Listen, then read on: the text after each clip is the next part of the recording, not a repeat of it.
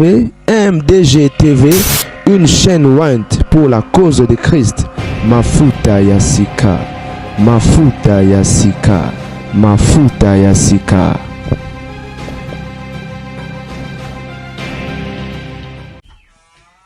C'est la famille, certainement vous allez très bien. Les amis, moi ça va. Adona Videos Please. Et je crois que tu as une photo et une jeune fille. Moi, non, je photo plus ou moins depuis des semaines passées. Oui. Et ça, moi, il s'agit de moi, Mikolo. On a Facebook. On a page. Et ça, on a page, Michou, sur Bazala, on a groupe WhatsApp. So s'abonner kuna. So poster si j'ai un du jour ou bien publication moko et que vous êtes intéressé et au petit numéro au tiki numéro question na groupe WhatsApp. Ce ko bango babilo na bango za mingi ba vidéo mitakala, ba photo mitakala, ba si j'ai moko boyer ba makambo. Bazarso ba boaki ono et loko boyer l'équipe place boyer pour le bonheur du peuple. Ba publier en auto ça nango boya tokutana na groupe wana bakesa ba débat na bango na bakesolo la. Nazo mona ngo bon. Nana ko kota même na groupe WhatsApp ba to te pona ke na kotala ba vidéo mitakala quand même toza bato. Du coup, ezu en plaire ba tout ce ko ba bandi ko komelanga mère ozana vidéo moi no te mère oza mwana nga sali nini. Ce qu'on a na mona na ba poste ba ko mo mwana mikela nzoto mikolo mwana mukela nzoto mikolo. Tana ota photo na ye so na talinga bien c'est normal. En fait azana ta ba rwandaise azana tala cimenterie azalo pele en fait na bien certainement comme mibal bazaratina te et lo zo le bisa bango ya wana po azana simebele mutakala na je sais pas sali bango ni ndora ndeza ya ngote en fait avant na aborder sujet est tellement sensible na loba na bato bolanda ngabwe na loba likambo mbala na mbala. Mais bon, comme nous avons pas abonné, mikolo nyonso, c'est important na zongela makambo. Ngala ya Alexa R na ngonga na réseaux sociaux. Time is money. Ba anglais ba lo ba time is money. Le temps c'est de l'argent.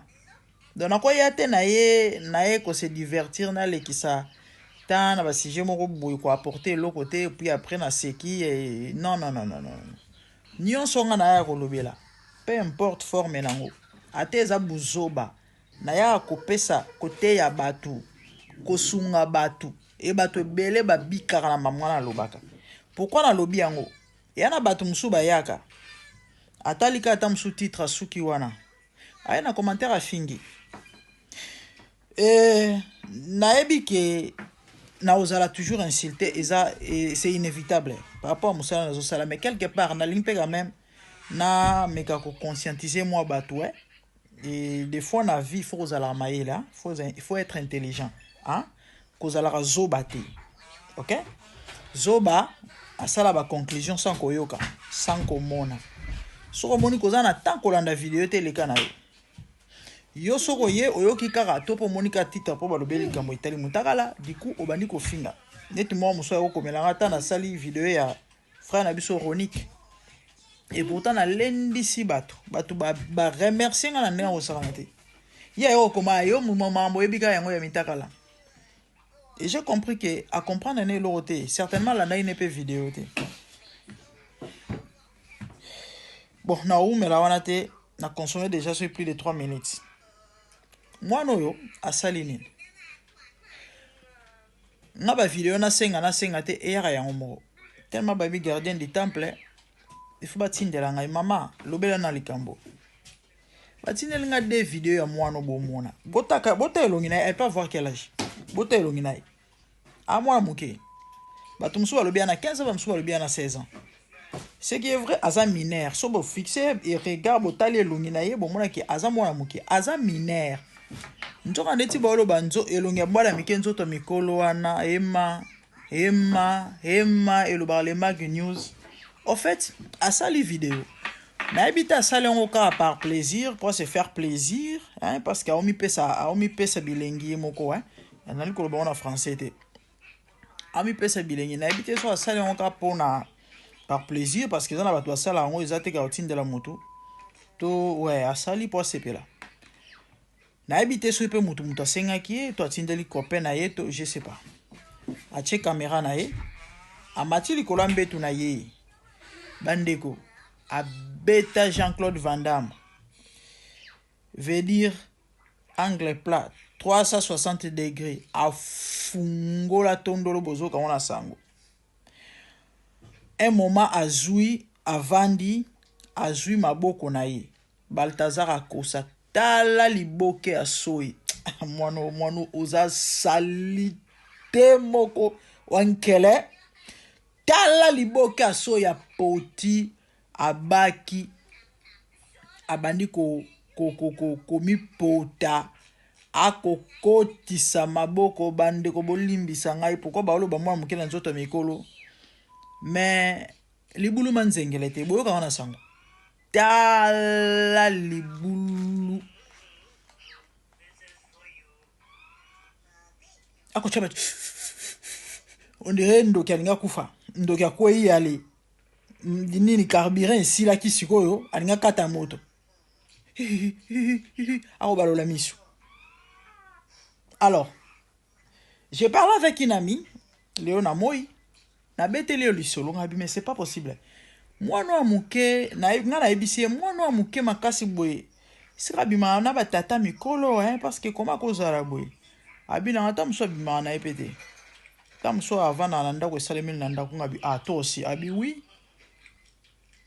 ndaba ndiko expliquer ngabi c'est une grande dame ça tombe bien tu dois en parler qu'est-ce solana ba maman qu'est-ce solana ba boti ebele bana ba obi ba bona bandako misuba ebite baza subulu abina na bandako sambela na église songolo communauté moi munene parmi ba église autres en ba communauté aux en Congo ya minene bon je sais pas si je dois citer le nom mais je crois qu'il est dérangé hein ouais parce que batangi komba motuté bon bref branche na ngweza na Jamaïque bato ta musu ba sambela na église wana ba koyeba lisolo alors alobi na ngaboy il y a une sœur asala ba filmer basé na ba témoignage bato mwana moko abetele lisolo ya vinae et babnde nini ba cousin na bana ko asabize nae nde inspiré ki asa film wana siko tango azo solo la ona pasteur nzambe pas inspiré pasteur abane kote ya asatanda ki pete alobi ka ke non mutu nyonso ya arriva topé mutu nyonso asala baje ya papa na mama entre cousin cousine Nandaku, c'est de l'inceste, c'est très dangereux. Passez devant, on doit prier pour vous. Bandeko. Talabana baleka ebele. Talabana siko ya maona ya paseza. Baka ya mwana na mwana. Et ça linga pasi na lobi non, je dois en parler. Ya on moni na yebi sarabatu awa. À chaque fois yeza na baka ya ba abus sexuel na ya loba na baboti. Ato liara mabanga na bana yo. Baje ya ozui mwana ke kotike pande kona mobile poza na mbongo boko lelo ezara malamu te bane bele botuna ba passer ko bazana ministère à délivrance parce que eza ba secret ministère ba mamususu ba lobaka te moi un bien aimé to sola na est très bien un frère un ami azana réseaux sociaux a to partager na etant basala nzambe abisanga bilom so bi grandam ba mamususu bana musuba yara na baboti na bango moko mais moi ya koyebisa mama to papa mama mwana azo vivre ezate abi récemment na utu ko lobelaki si jama babalele awa ngana sambeli mikolo pona ba jeune fille ba 15 16 ans 14 ans o bazo ko envoûter bango bazo ko ensorceler bango ba pratique ya bakilele mwana moko na zo obligé na sa de vidéo show ezate mwana moko parmi bana wana copain na ye petit ami na ya komelaka ye lettre et oncle na ye asurveillaka ye akengelaka ye aye kokanga lettre wana ntango amoni yango ayebisi ye na ofundo epa mama na bino mwana lengeti bino boyebi na Afrique nde tobangaka baparent surtout likambo etali yo mibali bayebi kaka no yo oza mwana ndako surtout so oza na age te ya kozwa mibali duku bayoko na lisolo mobali bakoboma yo na nkuba oncle alobi na ye ok soko olingi na betela mama na yo te nga mpe fona zwa tour mwana azalaki ondire devant en fait accompli azali na choix ta cédé croyant que ndinga o cédé bongo et oncle rotika ezaka mbala moko wana bandeko oncle akomisa ngo habitude et comme ka komo lukela mona ba problème so ikali kamboka ateno ke fundi pa maman ndoko pardon. C'est la famille nazo continuer vidéo na uti ko sala ya mwana mukela nzoto mikolo na bano beta lisolo na no pesa témoignage ya mwana moko ya mwasi na église pasteur alansaki appel à lobby bana nyonso oyo basalaka baje ya papa na mama entre cousin et cousine eza malamu te eza inceste e boleka liboso to pe baje ya nzoto na famille na ndaku e ya des cas et des cas nde na auto beta lisolo produit videos ya mwana moya ya mwasi ya jeune fille moko oncle na yende kwa mama na e propre akanga na lettre ya petit copain abise na ofundo pa mama na bino mwana bando lela abise pardon oncle alobi soko lingi na funda yote ngape fona zwa tour ne prophète Denis le salobara mwana ana na kubanga pe apesi oncle tour kwange kuzaka mbala moko na oncle akomisa ngo habitude soka seli kambo kaka na koyebisa mama kozala na mibali soka bando lela soko lina lobate nazwa tour tellement ekomaki de trop mwana culpabilité salaki na ndenge pasteur ateyaki mate ya lancé appel azali na shota telemi aleki liboso nde ntango bapasteur bande kosolola na bango alobi likambo oyo ta mosusu mwana mosusu ye c'était son propre père ta mwana ya mwana conscience ezosala me papa oza papa na ngai alobi no ifo tobatela biloko ya famille to yo sepela te nde tozala na mbongo oh oui kasi po tobatela mbongo wana ifo tosalaka boye ntango bazoyebisa bino donnez vos vies à Jésus nzambe mindele prophète mindele yesu bayaki na bible bakokosa bato pesa vino na yesu au perdre l'autre côté. Au contraire, la vie chrétienne ne s'explique pas, elle se vit. Et ça, comme expérience, il y a muto. Quand tu reçois Christ, le Seigneur va se révéler en toi. Ne comprendre que non, Yesu azala nzambe ya solo. Et effectivement, akufa ne kuluso. Effectivement, abatelaka. Yesu abundelaka mutu bitumba, ape apesaka mutu elonga. Yesu anzambe, abikisaka. Yango moni, mutu o akutana na Yesu te, ato expliquer, a comprendre te. Yango moni Paul azo pekisa ba débat sur makambo nzambe. Parce que eza ba réalité spirituelle. O comprendre ngo te, il faut vivre ngo. Yaya ndimela Yesu. Pesa vine ona Yesu. Bombaka libota na ona maboko nzambe. Na sama kila Yesu.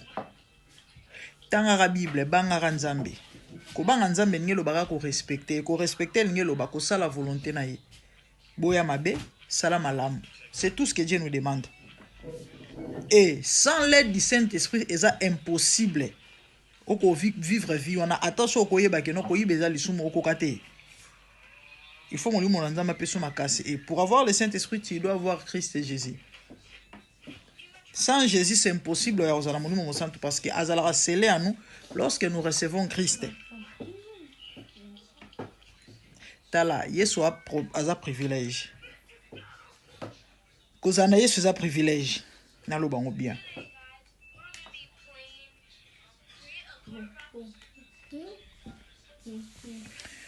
Et bane belé pour nous on les solo mwana muke na nzoto mikolo ezate kazana mibali libanda na kata ndako na bango tamuso abimaka te nde place ba tutaka ye tamuso oncle cousin frère tata botaye et ça fait très mal via moi ne baby via moi ne baby. Nalobi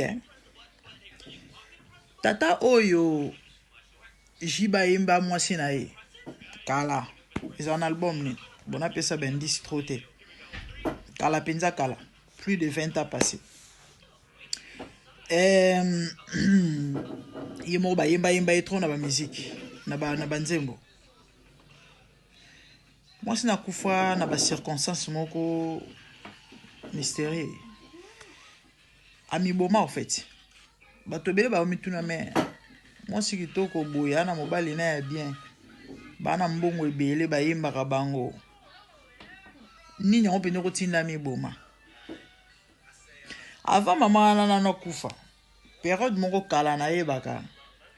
Faut avoir les réseaux sociaux. Je sais pas si c'est un journaliste ou bien en tout cas les réseaux sociaux en tout cas mutumoko on dira postaka ke tata wana abimana mwana e azala mobile mwana e. Pourquoi?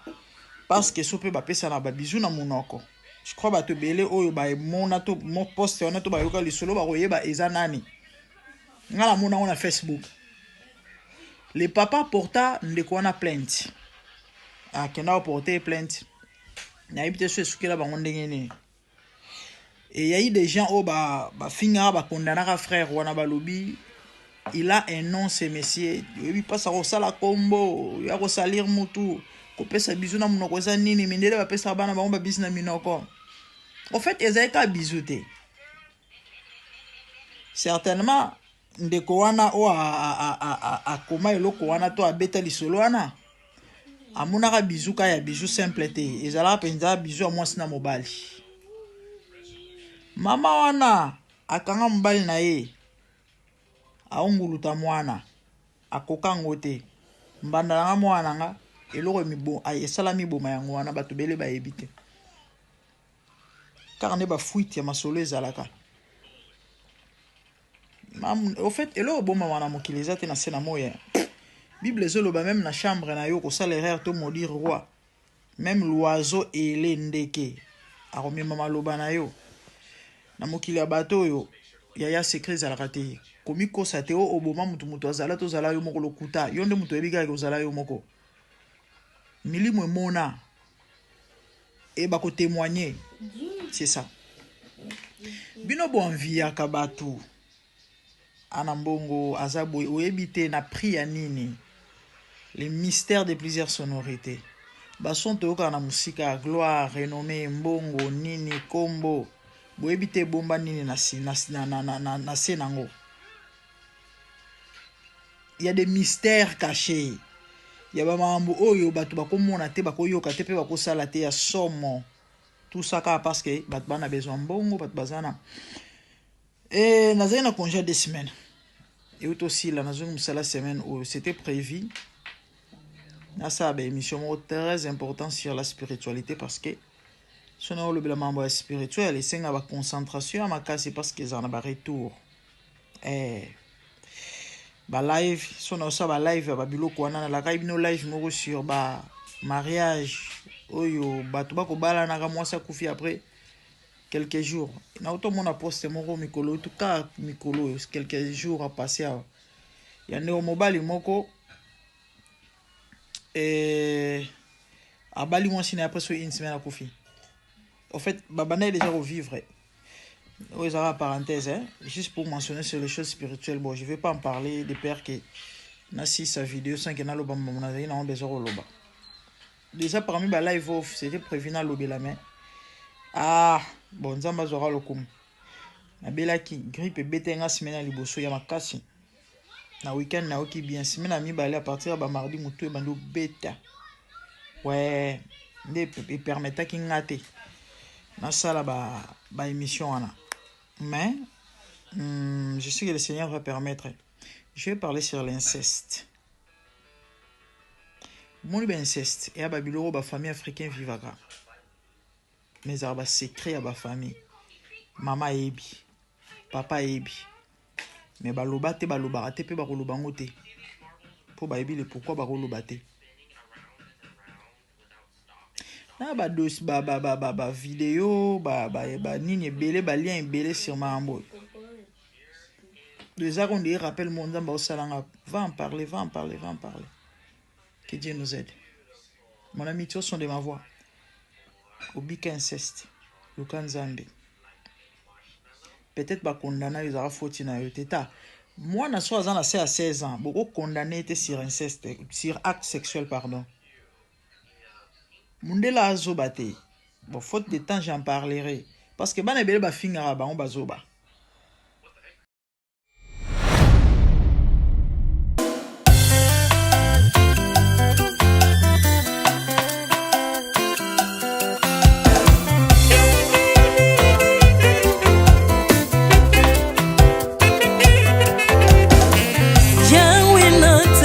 Mokili yo na monite natangi na histoire ya monde na monite naluki na yemba peut-être osé pour passer Seigneur je n'ai pas pris non plus entendu parler oui encore la yo Yesu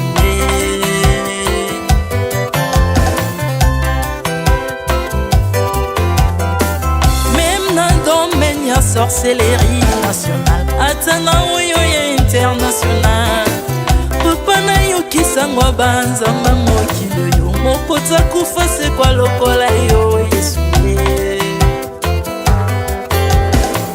nanya voyage lokola yo nanya wakoka nino ya nzambe uni masomo ya ekusu konanga okufa se kwa poyo zali nzambe Yesu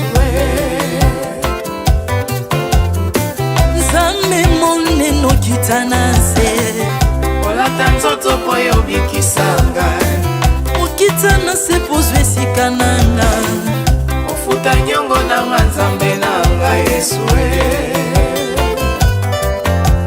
ozali nzambe onkote ya okani na yo ozali nzambe obongwani te Yesu Yesu ozali nzambe mokotea ukani na yo uzali tambo bongwani te Yesu Yesu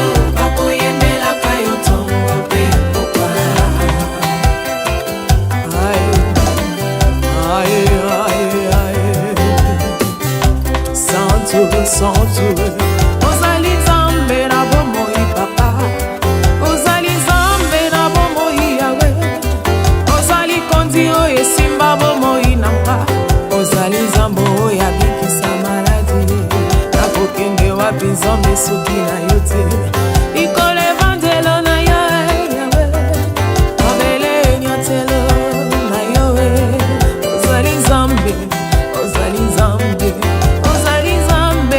mokote lokola yo nzambe na nguya olatike mbo bandi na bosantu ozinga bina bangelo bakoyemelaka yo ntongo mpe mopa Maintenant tu m'as rendu intouchable Maintenant tu m'as rendu invincible Aliwana yo tukomindela santu lisekwa na yo tukominde balongi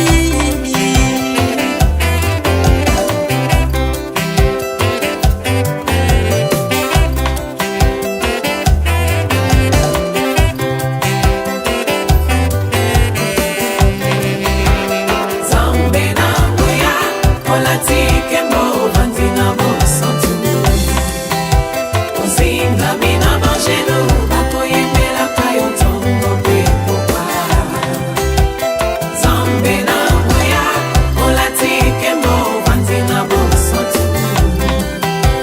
bozinga mina bangelo bakoyemelaka yo ntongo mpe mokwa autrefois ngai nazalaki binzo ndoki akolianga lolengalingi mais par son son na se métamorphosé osimingo sambwe maladie na biso olingo bebi naza toxiqué grâce à lui.